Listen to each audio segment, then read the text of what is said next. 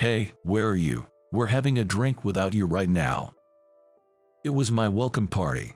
I booked a pub with a capacity of 90 people.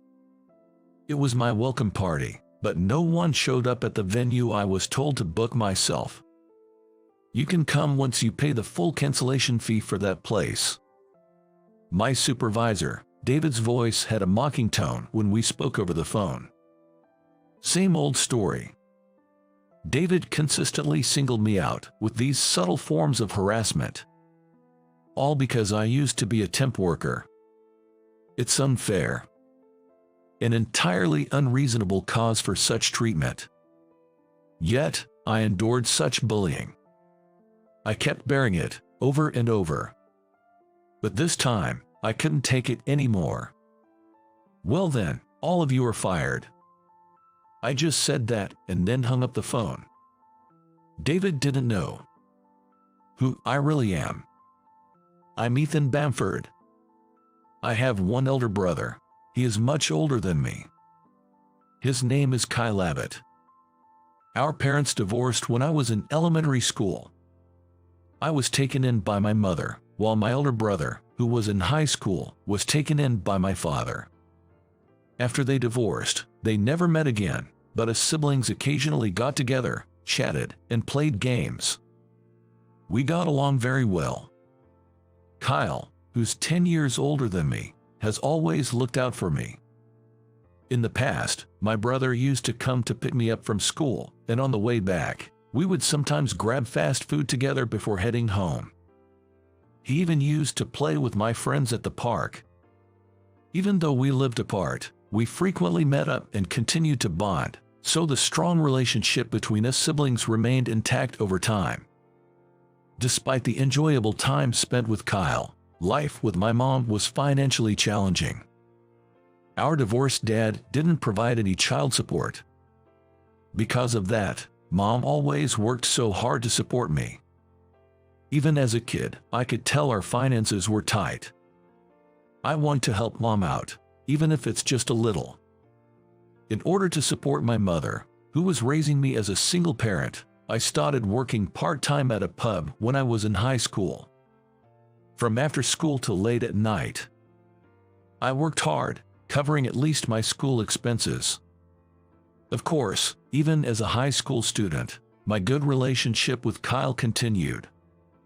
Being older and already in the workforce, Kyle often shared with me the realities and challenges of the working world. From manners to mindset, to the importance of never forgetting one's roots in a job. My brother's words, which I hold in deep affection, carried more weight than any other words, and they naturally found their place within me. I always looked up to him during my high school years. Seeing him work hard, staying grounded, and striving was truly awe-inspiring. Then one day, "Ethan, I've been thinking about starting my own business. What do you think?" I was taken aback by his proposal. My brother worked tirelessly to establish a solid position for himself. He eventually grew to start his own business. "If anyone can do it, it's you, brother," I responded without hesitation. I was genuinely proud of my brother's entrepreneurial journey. My dear brother. He gradually became someone I looked up to and eventually became respected by all. I was so proud of him. After graduating from college, I took a job at the same pub where I had worked since high school. When I was working, my brother often came by with friends to eat. Not just that, on days when I didn't have shifts, we'd go to that very pub where I worked for drinks. People often say that working at a pub is tough, but I always felt that this place wasn't too bad. I loved working there because it was rewarding and fun. The pub, which initially was just one establishment, expanded to a second, then a third, and then a fourth location because their sales were booming.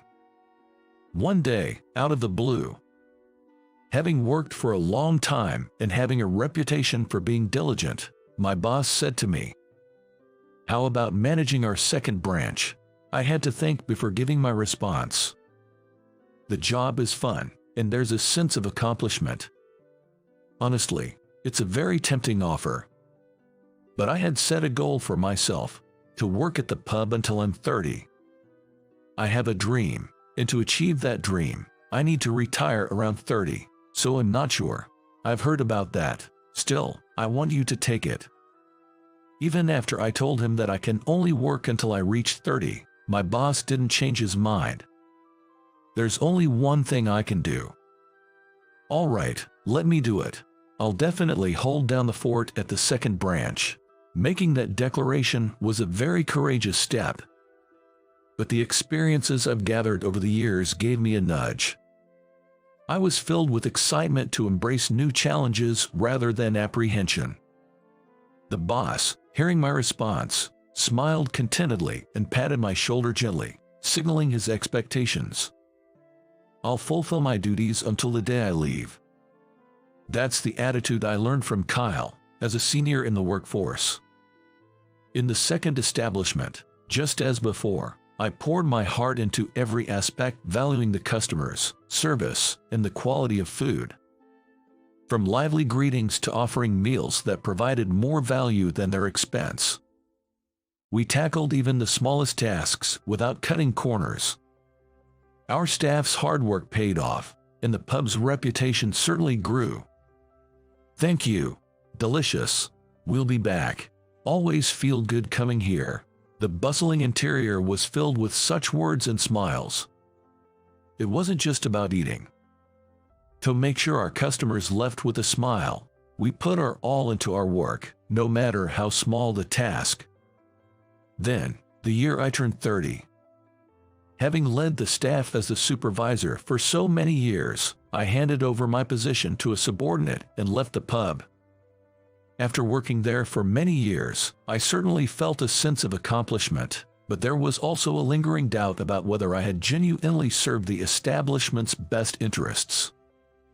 However, on the day I resigned, my subordinates held a farewell party for me. At the party, one of them grabbed my hand and said, "From now on, I'll carry on what I learned from you, Ethan." From 16 to 30. Looking back, I had spent nearly half my life at the pub.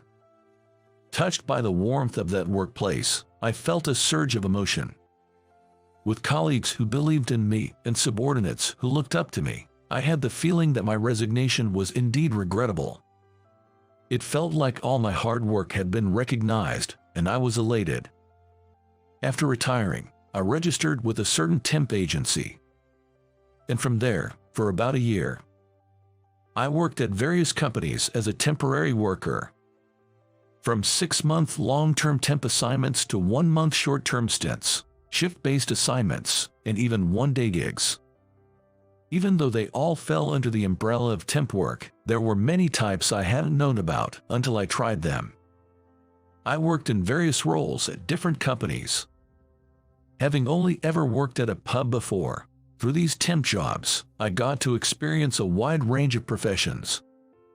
From cashiering at a large supermarket, restocking shelves, office clerical work, to factory jobs and delivery services. Each one was a fresh and new experience for me. The more I experienced, the more I felt it was adding value to my skills. I started to get a sense of the essence of a society that functions thanks to the efforts of so many individuals. Then, a year later, I joined the temp agency that had been dispatching me, this time as a full-time employee. I was placed in the sales department. This department was quite big, with as many as 90 staff members. Now, this is where the real journey begins. I took a new step forward for my goals. Filled with hope and enthusiasm in my new life, my colleagues in the sales department welcomed me as a member of the team. I had a good feeling about it. I wanted to enjoy working at this new company. But reality had a cruel way of dashing such hopes. There was one person who didn't welcome me with open arms. It was David, the supervisor. The moment he learned about my background, he sneered. He was the only one who consistently belittled me. Whenever he referred to someone as the guy from the temp agency, he was talking about me. Just because he started as a temp, you think he's only good for making coffee, but I mean, having a guy make coffee for you, he probably can't handle it. That's the problem with those who are temps. There's no real task you can trust to a former temp, right? Heck, can you even tell me what he's capable of? Comments like these were a daily occurrence for me. Just because I transitioned from a temp position to a full-time job doesn't mean I'm less capable. But David assumed that temp equal incompetent, low skills, and never stopped mocking me. It seemed like he enjoyed publicly belittling me, loudly calling me the former temp for everyone to hear as some sort of warning. I believe that one day they'll understand. If I prove my capabilities as an employee, they should treat me better. I had no choice but to believe that, so I dedicated myself diligently to my daily tasks. I gave my all, drawing from all my past experiences. Yet, David never stopped mocking me. In fact, he started to interfere with my work. For instance, I secured a major deal for the company. David reported it to the higher-ups as if it were his own accomplishment. He took credit for my achievements, being my superior. On the other hand, I found myself burdened with his work as if it were expected. Of course, this meant I had even less time for my own work, but he'd only ever do the final touches himself. So, his behavior never really became a big issue. These interferences escalated little by little into pure harassments. On days when I had booked the conference room, it'd be used ahead of my time slot without any explanation. In other words, it meant that I was causing inconvenience to my clients. Furthermore, he even deliberately messed up the pay calculations for the temp staff I was in charge of. As a result, I began receiving complaints from them. For me, if the harassment was directed solely at me, I could bear it, because only I would be affected. I tried to ignore it, thinking it would blow over. But causing inconvenience to clients and temp staff was something I just couldn't forgive. I didn't want to involve others. The guilt of causing trouble to innocent people because of me was unbearable. And so, I ended up inconveniencing many. Despite all this happening, I never once had concrete evidence that the supervisor did this on purpose. What should I do? What's the best course of action? Days of agonizing thoughts continued without any solutions. Perhaps some pitied my situation. Occasionally, colleagues would quietly leave snacks on my desk, and some supervisors would always treat me to coffee when we met at the vending machine. From them, I could sense a kind of sympathy. But while they'd give me these sympathetic looks, no one openly defended me. That's how intimidating David was, wielding such influence in the department. But still, such simple warmth was very precious to me at the time, and I was so grateful. A cup of coffee slightly more expensive than the one the boss was buying for himself. The warmth of that coffee was the very warmth of the boss who gave it to me. Their presence was my emotional support. Then one day, I heard shocking words from David. "Hey, newbie, book a place for 90 people. We're throwing you a welcome party." Incredibly, the supervisor was planning a welcome party for me that day. But it's my welcome party, and I have to be the organizer. Isn't that a bit odd? I'm supposed to handle it. Yes, you are taking care of it. Detecting my displeasure, David raised an eyebrow, looking like he wanted to say, "Got an issue," and then sneered as he let out a mocking laugh through his nose. He left saying just one thing: "Anyone can make a restaurant reservation, perfect for a temp like you." It was clearly a directive. With no other choice, I began searching for a venue for the gathering. Is that so? It's difficult. Understood. Thank you, I appreciate it and hope to speak again soon. Finding a suitable place for the event was no easy task. After all, it's a massive department. With a whopping 90 people and not much time left until the event, it wasn't easy. Not many restaurants were willing to accommodate such challenging conditions. So, I called up a place I knew. "Hello, hope you're doing well, it's Ethan." "Oh, Ethan, it's been a while, what's up?" It was the pub where I used to work. Even after I quit, we'd stayed in touch, and they'd always been helpful. "I have a situation. I'm trying to find a place that can accommodate 90 people for dinner." 90 people, that's a lot. Given how last minute it was, my request was quite a big ask. However, when I explained the situation to my former workplace, they gladly accepted, saying, "Anything for Ethan. Are you sure about this? It's your welcome party, Ethan. We gotta make it big." Their kindness touched my heart, and I felt a warmth in my eyes. That's how I made a reservation for 90 people. Given the number, we essentially booked the entire place. "Thank you so much." "Don't mention it. It's $40 per person. You can pay on the day." Their kindness extended to letting me pay on the day of the event.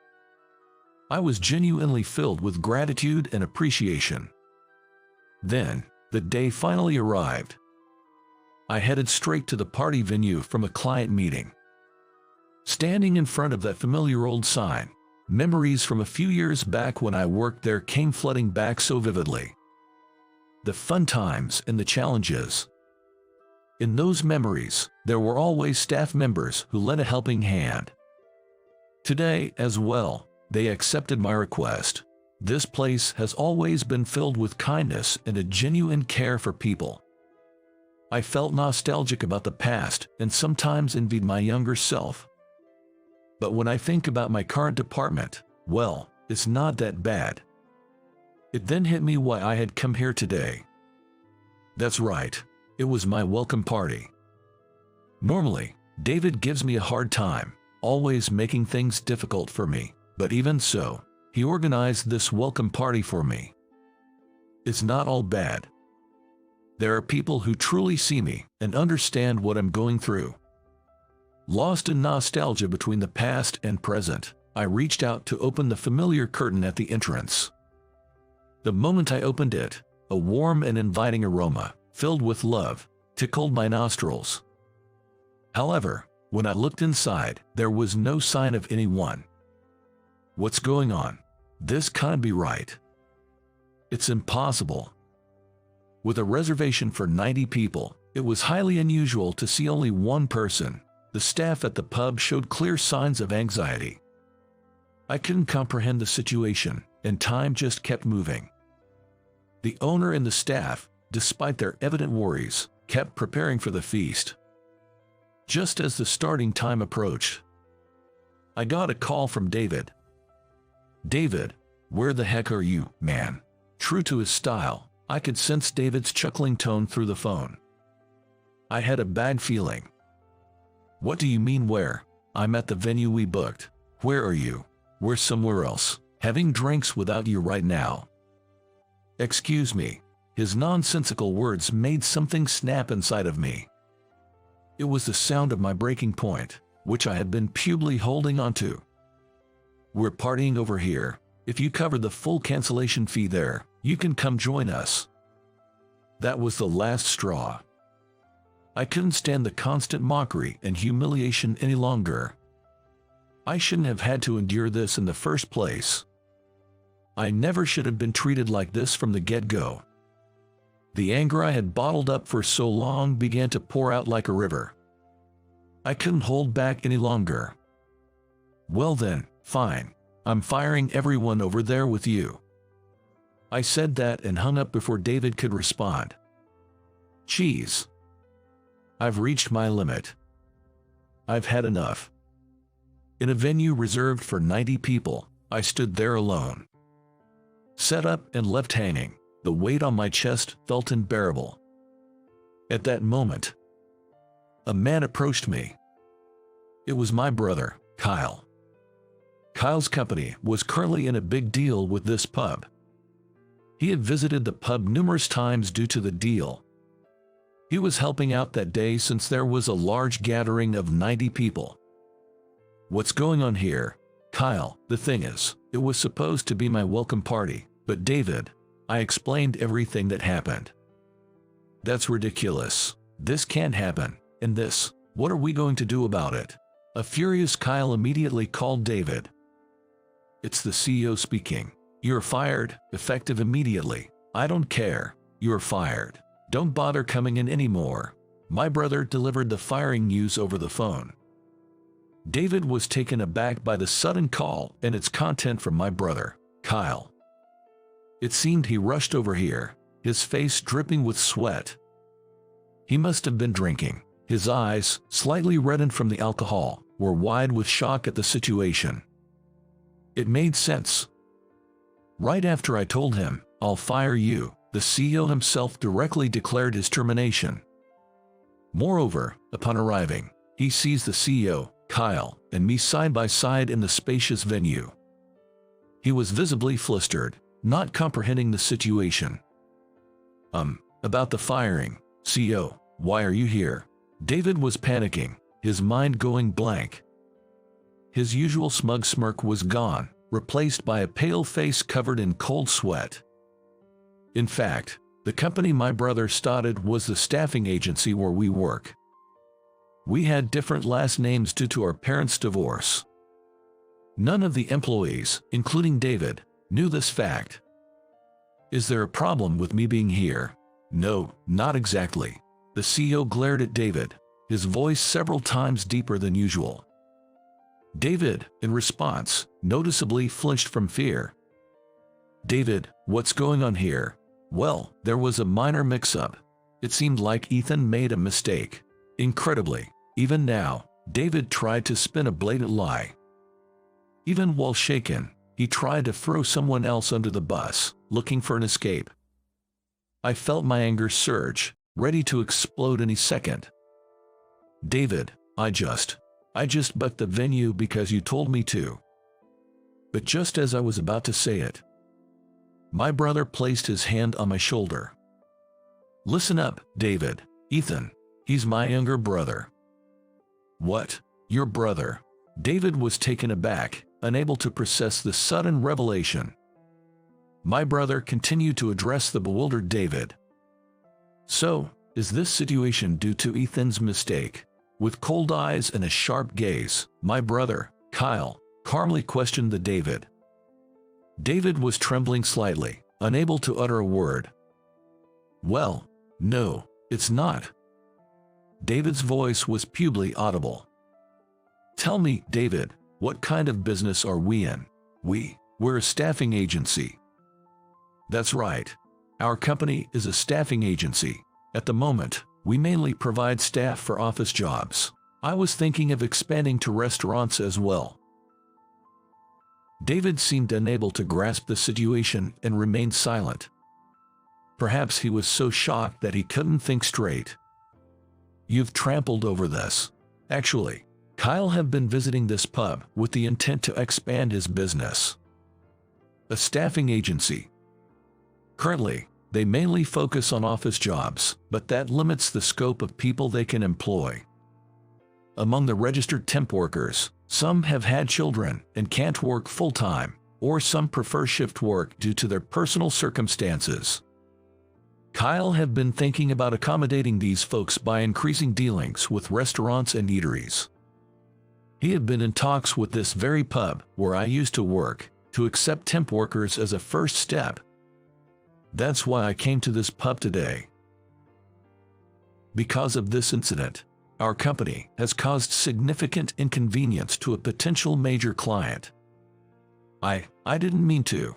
In this business world, trust is easily lost. We'll probably lose the deal to place our temp staff there. Do you know what you have done? You have caused serious trouble and damage to the company. Therefore, you are fired as of today. Upon hearing Kyle's words, David went pale and collapsed on the spot. Only then did he fully realize the magnitude of his error. Just pay the cancellation fee and it's over. David's mindset disregarded someone else's hard work and efforts. All the preparations for that day, the food, the venue, the staff, everything went to waste. David's harassment was a despicable act that insulted everyone involved in the preparation of this banquet. And there was nothing particularly special about this banquet. The numerous harassments the supervisor had inflicted upon me. Because of that, many have been inconvenienced over time.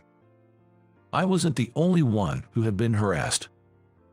David eventually realized his mistakes. But by now, it was too late to do anything about it. I'm truly sorry. The soft-spoken voice of David quietly faded away in the pub. My brother, Kyle, would surely never forgive David. From what I had learned from Kyle, the supervisor's conduct was far from what was expected of a professional. Originally, I had planned to work at a pub for a while and then join Kyle's company. The pub that had supported me for half of my life. I wanted to give back, even if just a little, so I did everything I could for it. I worked tirelessly, hoping my efforts would benefit the place. After retiring at the age of 30, I wanted to learn the ropes, to understand our customers' feelings, so I worked as a temp for a year. Life's continuous learning curve made that year incredibly enlightening for me. I learned so much and expanded my perspective. I realized how many people worked hard every day to make things happen. Knowing how hard it was made me realize gratitude that I had not noticed before. Eventually, everything was set, and I eagerly joined the company. Not just my work performance after starting, but also David's dismissive attitude toward temp staff. Kyle, the CEO, was aware of all of it. I bore it, but David's behavior was beyond acceptable to anyone. And then came this incident. The disciplinary action taken against David reflected his lack of regard for the essential temp staff. No one in the company objected to the punishment. If we didn't have temp staff, our staffing agency wouldn't make a dime. In essence, temporary staff are incredibly valuable and are in fact our clients. Please never forget this. The next morning's company meeting, the CEO announced to all staff the importance of not belittling temp workers, referencing David's previous behavior. Though the CEO spoke in a calm tone, his words and expression conveyed utmost seriousness, and it deeply resonated with all of us employees. With this message, even those influenced by David seem to be realigning their attitude. On the other hand, those who have been intimidated by David, they finally seem to be working more freely and confidently. Ethan, I'm sorry I couldn't help you before. Although no one else had done anything wrong, my boss apologized to me. But in truth, I was saved by the cup of coffee he gave me. I wanted to express my thanks. With that sentiment, this time, I gave him a coffee. Of course, it was a slightly more expensive one than usual. 6 months later, I became the sales director. Drawing from my experiences during the year as a temp worker, I made it my mission to prioritize and value our temp staff more. For instance, I initiated short-term workshops for free office skill training and organized seminars to help find the right job match. The feedback was generally positive. I am now thinking that we need to distribute discount coupons from children's clothing manufacturers, or maybe an office makeover classes. Ethan, what about setting up a childcare area? That's a thought. There might already be folks in our department who'd benefit from that. Additionally, I believe we need to enhance the benefits for our temp staff, perhaps a medical service through affiliated hospitals. Collaborating with hospitals might even present business expansion opportunities, don't you think? Within the department, there's always an immediate sharing of what's thought to be necessary. The company is held together not by one person, but by all its employees. Every voice is equally valuable and cherished. For the sake of our invaluable temp staff and the employees, the whole company comes together to think of what can be done. And to make this department a warm, cohesive team. Making sure that those who work for us feel a sense of comfort was my goal. I visited the pub so many times with the CEO, Kyle. We visited time and time again, going there to apologize. Finally, the pub forgave us for the blunder we made that day. Thanks to that, we managed to successfully bring on board the temp staff. Now, it's easier for the temp staff to find and do their jobs. From the pub's perspective, they get diligent workers and can more easily manage shifts. In such a manner, it's been well received by both parties. Our goals, the ones we set out for, have borne fruit in this way. Moving forward, we want to expand and collaborate with more eateries. We're working hard towards that goal. Hey bro, what's up? On the day I went to negotiate with a new restaurant, I called out to my elder brother. You know, I've always looked up to you, bro. Heh, what's gotten into you all of a sudden? You're making me blush. My brother responded with a gentle smile. It was the same expression he wore years ago, waiting for me outside the school gates. I still do, of course, but I feel like admiration alone isn't enough anymore. Yeah, he seemed to be genuinely listening to my heartfelt confession. I have to take responsibility for the company and for our staff, just like you do. Absolutely. So, little by little, I want to stand beside you, matching your strides. The more I spoke, the more embarrassed I became. I could tell my face was turning red from the heat of it all. So, what I'm trying to say is, let's keep pushing forward together, all right? I said, with a hint of resignation. My brother's eyes crinkled at the corners, and he gave a sly grin. Yeah, of course, let's keep growing and strengthening the company, just like we've always done. But, while saying this, he looked straight into my eyes. I've always seen you, Ethan, as an equal. I'm relying on you now and always will. We looked at each other and smiled in front of the door of BQQ joint, which was crowded at night. It was a mix of feeling embarrassed and elated. Well, let's keep valuing all our staff and customers, just as we always have. Absolutely. Never forget our roots. As kids, we spent a lot of time apart. Because of that, we've promised to join forces even more as we move forward, aiming to grow our company. A company, in a way, might just be like a big family, where everyone looks out for and supports each other. I believe that's how we truly grow. Standing in front of our towering company, I felt proud to be a part of it.